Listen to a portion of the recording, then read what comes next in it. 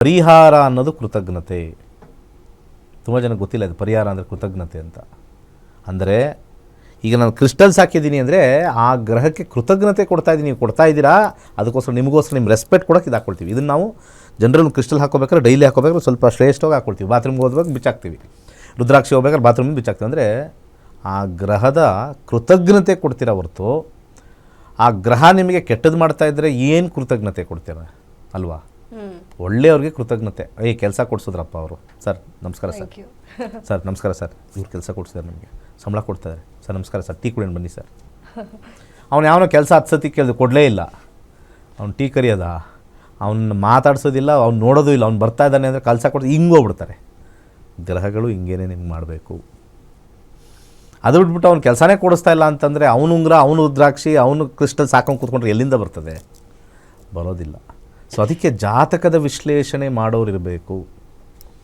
ಆ ಕಾರಣದಿಂದನೇ ನಿಮ್ಮ ಜಾತಕದಲ್ಲಿ ಯಾವುದು ಅದೃಷ್ಟ ಇದೆ, ಯಾವ ಸಮಯಕ್ಕೆ ಅದೃಷ್ಟ ಬರುತ್ತೆ, ಯಾವ ಕ್ರಿಸ್ಟಲ್ ಹಾಕೋಬೇಕು, ಯಾವುದು ರುದ್ರಾಕ್ಷಿ ಹಾಕೋಬೇಕು, ಯಾವುದನ್ನು ದಾನ ಮಾಡಬೇಕು, ಯಾವ ಟೈಮಿಗೆ ನಾವು ಕಾಯಬೇಕು, ಈಗ ಬದಲಾವಣೆ ಮಾಡ್ಬೋದಾ, ಆ ಸಮಯ ಬಂದಿದೆಯಾ, ಸುಮ್ಮನೆ ಇರಬೇಕಾ, ಎಲ್ಲ ಪೂರ್ತಿಯಾಗಿ ಜ್ಯೋತಿಷ್ಯ ಕಲ್ತ್ರೆ ಮಾತ್ರ ನಿಮಗೆ ಅರ್ಥ ಆಗುತ್ತೆ. ಜ್ಯೋತಿಷ್ಯ ಅನ್ನೋದು ಅಷ್ಟು ಕಷ್ಟ ಅಲ್ಲ. ಅನ್ಪಡ್ಗಳು ಅಂತ ಹೇಳ್ತಾರೆ, ಅನ್ಎಜುಕೇಟೆಡು ಜ್ಯೋತಿಷ್ಯ ಹೇಳ್ತಾಯಿದ್ರು. ಇವತ್ತು ಎಜುಕೇಷನೇ ಇಲ್ಲ, ಫಾರ್ಮಲ್ 10th ಸ್ಟ್ಯಾಂಡರ್ಡು ಓದಿರಲ್ಲ, ಅವರು ಜ್ಯೋತಿಷ್ಯ ಹೇಳ್ತಾಯಿದ್ದಾರೆ. 10ನೇ ಕ್ಲಾಸು ಒಂದು ಸರ್ಟಿಫಿಕೇಟ್ ಇಟ್ಕೋಬೇಕಲ್ಲ. ಇವತ್ತು ಕೆಲ್ಸಕ್ಕೆ ಹೋಗ್ಬೇಕಾದ್ರೆ ಮಿನಿಮಮ್ ಏನು ಬೇಕು? SLC ಪಾಸ್ ಆಗಿದ್ರು. ಕೆಲ್ಸಕ್ಕೆ ಹೋಗ್ಬೇಕಾದ್ರೆ ಮಿನಿಮಮ್ ಏನು ಬೇಕು? ಸ್ವಲ್ಪ ಓದಿರಬೇಕು. ಸ್ವಲ್ಪ ಓದೋದಲ್ಲಮ್ಮ, 10th ಬೇಕಮ್ಮ. ಯಾವ್ದಾದ್ರು ಕೆಲಸಕ್ಕೆ ಅಪ್ಲೈ ಮಾಡಿದ್ರೆ ಮಿನಿಮಮ್ 10th SSLC ಅಂತ ಬರೆದಿರ್ತಾರೆ. ಏನೋ ಸ್ವಲ್ಪ ಓದಿರ್ಬೇಕಿಲ್ಲ ಸರ್, 3ನೇ ಕ್ಲಾಸ್ ಓದಿ ಕೊಡ್ತಾರೆ ಕೆಲಸ. ಮಿನಿಮಮ್ ಸ್ವಲ್ಪಾರು ನಾಲೆಜ್ ಇರಬೇಕು ಅಂತ. ಇವತ್ತೇನು ಟೀ ಕಾಫಿ ಕೊಡೋರಿಗೂ ಕೂಡ 10th ಆಗಿದೆಯಾ ಅಂತ ಕೇಳ್ತಾರೆ, ಯಾಕೆಂದ್ರೆ ಸ್ವಲ್ಪ ನಾಲೆಜ್ ಇರಬೇಕು ಅಂತ. ಅಂಥ ಸಂದರ್ಭದಲ್ಲಿ ಕೆಲವರು ಅನ್ಪಡ್ ಹೆಬ್ಬೆಟ್ಟು ಅವರು ಜ್ಯೋತಿಷ್ಯರು ಹೇಳ್ತಾರೆ.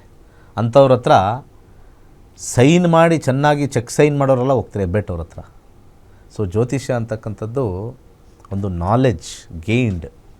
ಡ್ರೆಸ್ ಹಾಕೊಂಡಿರೋರು, ಹೆದರ್ಸೋರು, ಭಯಪಡಿಸೋರು, ಇದು ಹಾಕೊಂಬಿಟ್ರೆ ಹಂಗಾಗುತ್ತೆ, ಅದು ಹಾಕೊಂಬಿಟ್ರೆ ಹಿಂಗಾಗುತ್ತೆ, ಈ ರಾಶಿಗೆ ಹಂಗಾಗುತ್ತೆ, ಆ ರಾಶಿಗೆ ಹಂಗಾಗುತ್ತೆ ಅಂತ ಹೇಳ್ಕೊಂಡು ಕೂತಿರೋರು, ಅದು ವರ್ಕ್ ಆಗೋದೇ ಇಲ್ಲ. ಸೊ ಮೂರ್ಖರು ಮಾತ್ರ ಅವ್ರನ್ನ ಫಾಲೋ ಮಾಡ್ತಾರೆ. ಯಾಕಂದರೆ ಮೂರ್ಖರು ಹೇಳಿದಾಗ ಫಾಲೋ ಮಾಡೋರು ಮೂರ್ಖರೇ. ಮೂರ್ಖರು ಹೇಳಬೇಕಾದ್ರೆ ಫಾಲೋವರ್ಸ್ ಎಲ್ಲ ಮೂರ್ಖರೇ ಆಗಿರ್ತಾರೆ. ಯಾಕಂದರೆ ಯಾರು ಫೂಲ್ಸ್ ಫಾಲೋ ಫೂಲಿಷ್ ಪೀಪಲ್ ಅಂತ ಗಾದೆ ಇದೆ. Fools follow foolish people. ಸ್ವಲ್ಪ ವಿಮರ್ಶೆ ಮಾಡಿದ್ರೆ ಎಲ್ಲರಿಗೂ ಒಂದೇ ಥರ ಆಗುತ್ತಾ? ಅಪ್ಲೈ ಆಗುತ್ತಾ? ಇಲ್ಲ. ಏನೂ ಹಾಕ್ಕೊಳ್ಳಲ್ಲ. ಕೋಟ್ಯಾಂತರ ರೂಪಾಯಿ ಬಿಸ್ನೆಸ್ ಮಾಡೋರಿಗೆ ಇವತ್ತು ಯಾರೋ ಒಂದು ಜ್ಯುವೆಲರಿ ಶಾಪ್ ಅವನಿಗೆ ಯಾವ ಉಂಗ್ರನೂ ಹಾಕ್ಕೊಳ್ಳಲ್ಲ. ಅವನು ಹಿಂಗೆ ಕಾಸು ತಳ್ತಾನೆ. ಅಲ್ಲೊಂದು 40 ಲಕ್ಷ ಇರುತ್ತೆ, ಹಿಂಗೆ ಕಾಸು ತಗೊಳ್ತಾನೆ, 80 ಲಕ್ಷ ಇರುತ್ತೆ, ಎಣಿಸ್ತಾನೆ, ಹಂಗೆ ಕ್ಯಾಶ್ ಬಾಕ್ಸಲ್ಲಿ ಇಟ್ಕೊತಾನೆ. ಅವ್ನ ಕೈಲಿ ಯಾವ ಉಂಗ್ರನೂ ಹಾಕೊಂಡಿಲ್ಲ. ನಾನು ನೋಡಿದ್ದೀನಿ. ಏನು ಹಾಕತ್ತೀರಿ ಬಿಡ್ರಿ ಸರ್, ನಾವು ವ್ಯಾಪಾರ ಮಾಡಬೇಕು. ಬೇಕಾದ್ರೆ ಯಾವ್ದಾರು ಒಂದು ಉಂಗುರ ಹಾಕೊಂಡಿದ್ರೆ ಯಾರೋ ತುಂಬ ಜನ ಬರ್ತಾವ್ರು, ಇದನ್ನೇ ಬಿಚ್ಚ ಅಲ್ಲಿದ್ರ ಮೇಲೆ ಇಟ್ಬಿಡಪ್ಪ, ಇದು ಸೇಲ್ ಆಗಲಿ, ಇದು ನನಗೆ. ಯಾಕೆಂದರೆ ವ್ಯಾಪಾರ ಆಗಬೇಕು ಅನ್ನೋ ಮನೋಭಾವ ಮತ್ತು ಅವ್ರ ಜಾತಕ ಸ್ಟ್ರಾಂಗ್ ಇದ್ದರೆ ಏನೂ ಹಾಕೊಳ್ಳೋ ಅವಶ್ಯಕತೆಯೇ ಇಲ್ಲ. ಈ ಸಾಮಾನ್ಯ ಜನರು ಓಡ್ತಾ ಇದ್ದಾರೆ. ದೇವ್ರ ಹತ್ರ ಏನಾದ್ರು ಹೋಗ್ಬಿಟ್ರೆ ನಮಗೆ ವ್ಯಾಪಾರ ಆಗುತ್ತೆ, ಯಾವುದೂ ವ್ಯಾಪಾರ ಆಗಲ್ಲ. ಹಾಗೆ ಜಗತ್ತಲ್ಲಿ ತುಂಬ ಜನ ವ್ಯಾಪಾರ ಮಾಡ್ತಾ ಇದ್ದಾರೆ.